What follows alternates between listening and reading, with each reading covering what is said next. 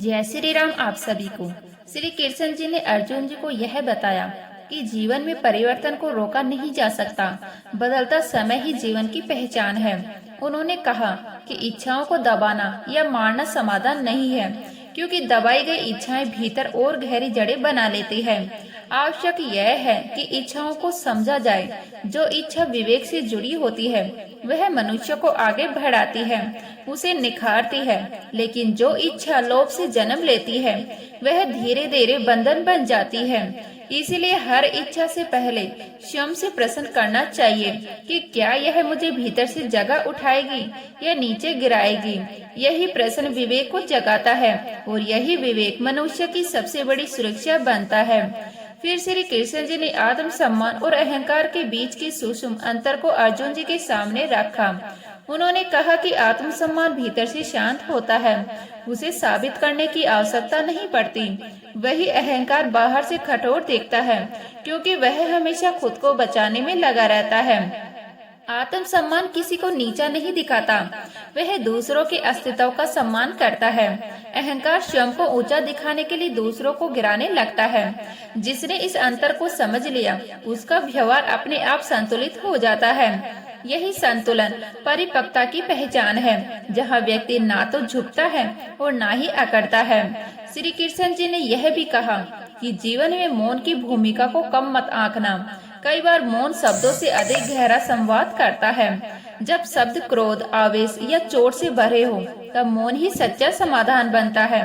मौन मन को ठहराव देता है और उसी ठहराव में सही उत्तर संभलते हैं। जो हर बात पर तुरंत प्रतिक्रिया नहीं करता वही अपनी शक्ति को संभाल पाता है।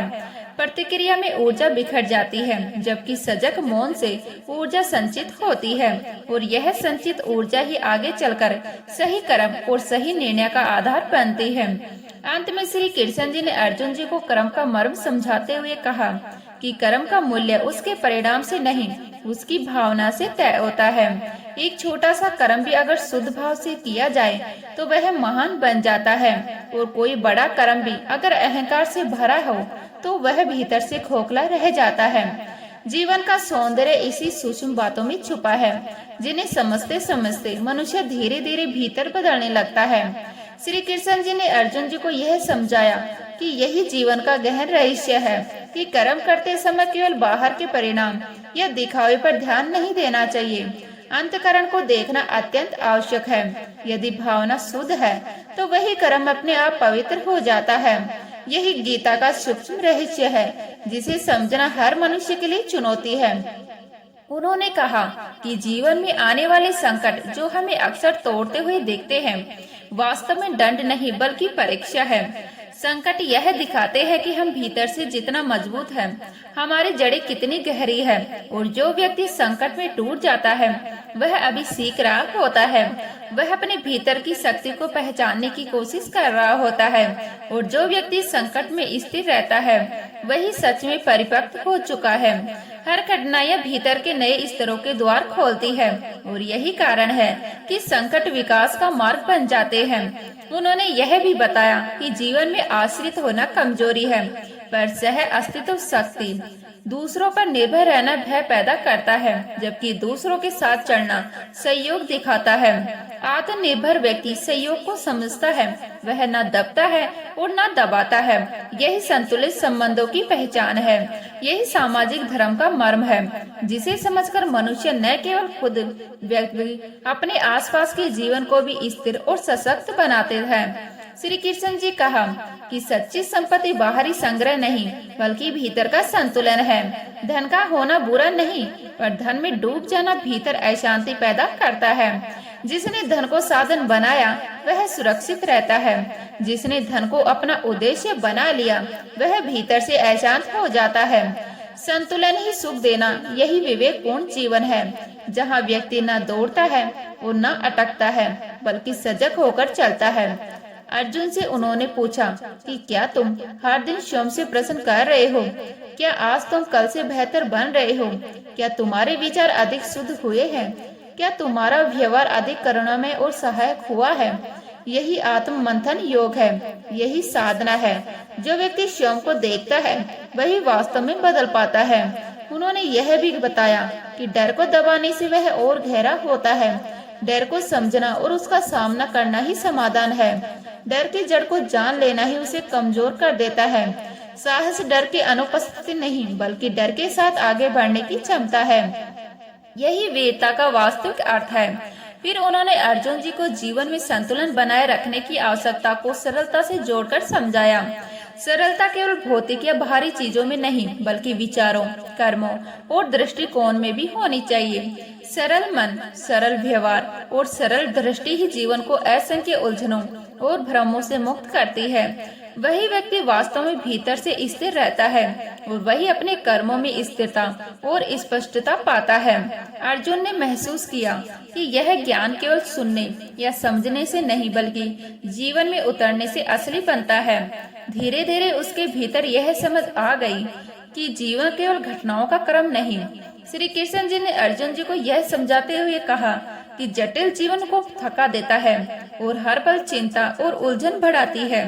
वही सरल जीवन मन को विश्राम और स्पष्टता देता है। और जब आवश्यकताएं कम होती है, जब स्वतंत्रता अधिक मिलती है, और वही स्वतंत्र मन ऊंचाइयों तक सोच रखता है, वही नए दृष्टिकोण और नए समाधान खोज सकता है। इसलिए सरलता को श्रेष्ठ कहा गया है, क्योंकि वही आंतरिक समृद्धि का प्रतीक है। वही मन और हृदय की गहराई से शांति भरती है। अर्जुन ने महसूस किया कि सरल जीवन केवल दिखावे की बात नहीं, बल्कि भीतर से स्थिर रहने और सजग सोचने की साधना है।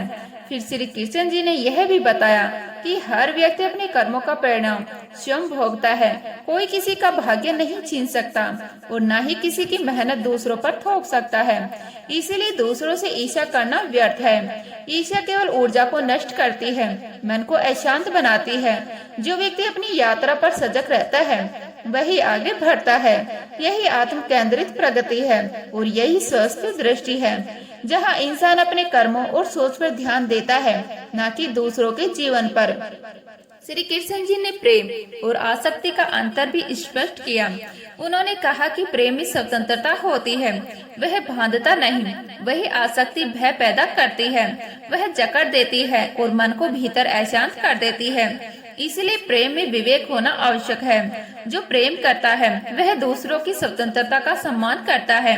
यही शुद्ध संबंधों की पहचान है, यही हृदय की पवित्र है। प्रेम में संतुलन वह मार्ग है जो व्यक्ति को भीतर से मजबूत बनाता है और बाहरी रिश्तों में स्थिरता लाता है।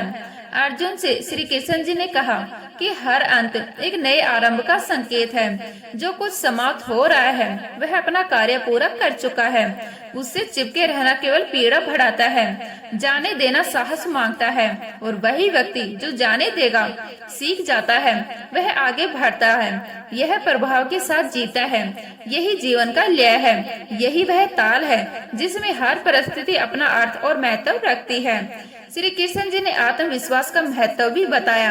उन्होंने कहा कि आत्मविश्वास का स्रोत बाहर नहीं, भीतर है। जब व्यक्ति स्वयं पर भरोसा करता है, तब परिस्थितियां भी सहयोग करने लगती हैं। भीतर की दृढ़ता बाहर की बाधाओं को छोटे कर देती है। आत्मविश्वास अभ्यास से भरता है। हर छोटा प्रयास, हर कठिनाई से सामना करना, हर बार उठकर आगे बढ़ना, यही निरंतरता की शक्ति बनाता है। यही मनुष्य को अजग बनाती है। अंत में श्री कृष्ण जी ने जीवन का अंतिम उद्देश्य स्पष्ट किया। जीवन केवल सुख पाने के लिए नहीं, बल्कि चेतना को विस्तृत करने और अपने भीतर की दिव्यता को पहचानने के लिए है। जब मनुष्य केवल अपने लिए जीता है, तब जीवन सीमित और संकुचित हो जाता है। लेकिन जब वह समष्टि, समाज और परोपकार के लिए जीता है, तब उसका जीवन विराट और व्यापक बन जाता है। यही योग की पूर्णता है। यही वह संगम है जहाँ कर्म, ज्ञान और भक्ति एक साथ मिलते हैं, और वही जीवन का वास्तविक मार्गदर्शन बनता है। श्री कृष्ण जी ने अर्जुन जी के सामने जीवन के सबसे सूक्ष्म और गहन रहस्यों को इस तरह प्रस्तुत किया कि हर शब्द भीतर उतरता चला गया, और अर्जुन महसूस कर रहा था कि यह केवल उपदेश नहीं, बल्कि अनुभव की ऊर्जा है। उन्होंने कहा कि जीवन में सबसे बड़ा बंधन अपेक्षाएं हैं। जब मनुष्य दूसरों से अपने अनुसार व्यवहार की अपेक्षा करने लगता है तभी असंतोष जन्म लेता है। अपेक्षा पूरी हो जाए तो है अहंकार बढ़ता है और अगर अपेक्षा पूरी ना हो तो दुख गहरा हो जाता है। इसीलिए अपेक्षा की जगह स्वीकार भाव विकसित करना अत्यंत आवश्यक है। स्वीकार भाव व्यक्ति को हल्का बनाता है। हल्का मन ही शांत रह सकता है और यही मानसिक स्वतंत्रता की पहली सीढ़ी है। उन्होंने यह भी बताया कि जो व्यक्ति अपने भीतर हल्का नहीं रहता वह बाहर की किसी चीज से भी स्थिर नहीं रह पाता।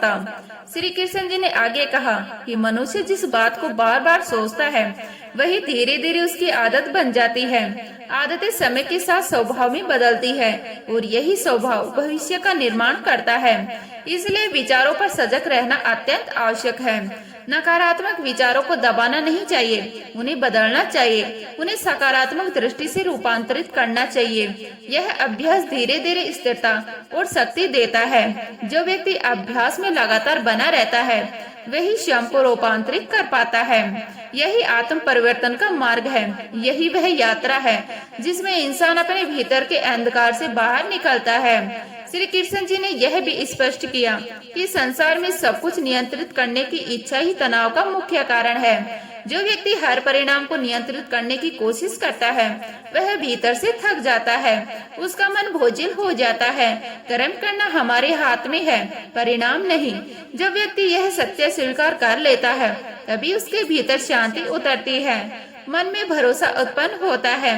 यही भरोसा ईश्वर में आस्था का आधार है। यही समर्पण का वास्तविक अर्थ है, जिसमें व्यक्ति अपने कर्म को ईश्वर को अर्पित कर देता है और फल को अपने हाथ में लेने का भ्रम छोड़ देता है।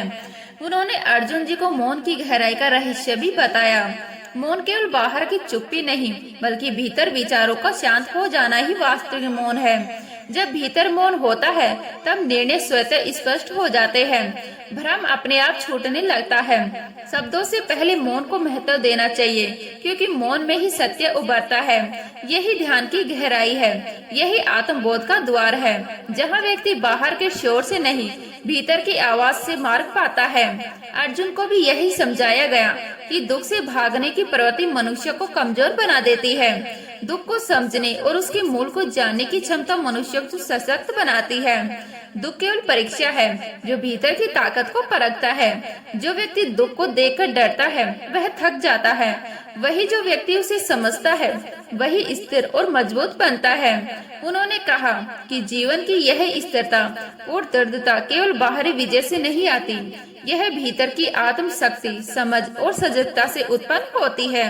श्री कृष्ण जी ने अर्जुन जी को यह गहरा और सूक्ष्म ज्ञान दिया कि हर दुख अपने भीतर एक संदेश लेकर आता है। जो व्यक्ति उस संदेश को समझ लेता है वही वास्तव में मुक्त होता है। दुख स्थायी नहीं होता, वह केवल क्षणिक है, पर उससे मिलने वाली सीख स्थायी हो सकती है और वही स्थायी अनुभव मनुष्य के भीतर गहराई से उतरता है। इसीलिए दुख को केवल पीड़ा समझना नहीं बल्कि गुरु की तरह देखना चाहिए। यही दृष्टि जीवन को परिपक्व बनाती है। यही दृष्टि मनुष्य के भीतर से मजबूत बनाती है।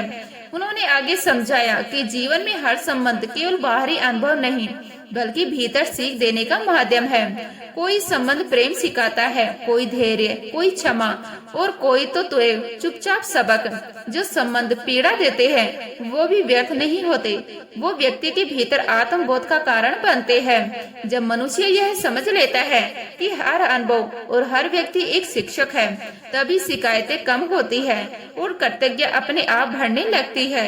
यही संबंधों की आध्यात्मिक समझ है और यही अनुभव मनुष्य को भीतर से परिपक्व बनाता है। श्री कृष्ण जी ने यह भी बताया कि स्वयं को हर समय व्यस्त रखना, केवल भागना और हलचल में रहना कभी कभी पलायन का रूप भी हो सकता है। जीवन में ठहरना आवश्यक है और उसी ठहराव में ही आत्मनिरीक्षण संभव है। जो व्यक्ति ठहरना सीख जाता है वही सही दिशा चुन पाता है। निरंतर भागता मन अपने भीतर से दूर हो जाता है और इसीलिए विश्राम भी साधना है। यही संतुलित जीवन की पहचान है। अर्जुन ने महसूस किया कि ठहराव में केवल शरीर ही नहीं बल्कि मन और चेतना भी सांस लेती है और वही भीतर की स्थिरता का स्रोत बनता है। श्री कृष्ण जी ने आत्मविश्वास की गहराई भी समझाई। आत्मविश्वास दूसरों की स्वीकृति से नहीं आता, वह अपने प्रयासों, अपने अनुभव और अपने भीतर की दृढ़ता से बनता है। जो व्यक्ति स्वयं को स्वीकार कर लेता है वही निडर हो जाता है। निडर मन ही सर्जन कर सकता है, वही साहस के साथ कठिन कार्यों का सामना कर सकता है। वही भयग्रस्त मन केवल अनुकरण करता है, केवल प्रतिक्रिया देता है, कभी नया निर्माण नहीं करता। इसीलिए स्वयं पर विश्वास रखना आवश्यक है। यही व्यक्तित्व की मजबूती है, यही आत्मबल का स्रोत है और यही वह शक्ति है जो हर बाधा में व्यक्ति को आगे बढ़ने की क्षमता देती है। फिर उन्होंने कहा कि जीवन में सरल निर्णय वही ले पाता है जिसका मन साफ और हल्का होता है। उलझा हुआ मन हर निर्णय को कठिन बना देता है, हर परिस्थिति को भारी कर देता है। मन की शुद्धता केवल नैतिकता से नहीं आती बल्कि सत्य से आती है। जब व्यक्ति झूठ और छल से दूर रहता है तब उसका मन हल्का रहता है। हल्का मन सहज निर्णय लेता है, सही मार्ग पहचानता है। इसीलिए सत्य केवल नैतिक नियम नहीं बल्कि व्यवहारिक बुद्धि और आंतरिक स्पष्टता भी है। यही जीवन की सूक्ष्म समझ है और यही स्थिरता की कुंजी है। अर्जुन से श्री कृष्ण जी ने सेवा का रहस्य भी साझा किया।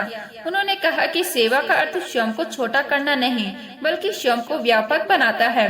जब व्यक्ति दूसरों के लिए कार्य करता है तब उसका अहंकार धीरे धीरे पिघलने लगता है। सेवा से करुणा बढ़ती है, करुणा से मन निर्मल होता है और निर्मल मन में ईश्वर सहज प्रकट होता है। यही सेवा की आध्यात्मिक शक्ति है और यही वह माध्यम है जिसे व्यक्ति भीतर से स्थिर, मजबूत और गहन रूप से जागृत बनता है। तो हम उम्मीद करते हैं आपको उपदेश और कहानी पसंद आए होगी।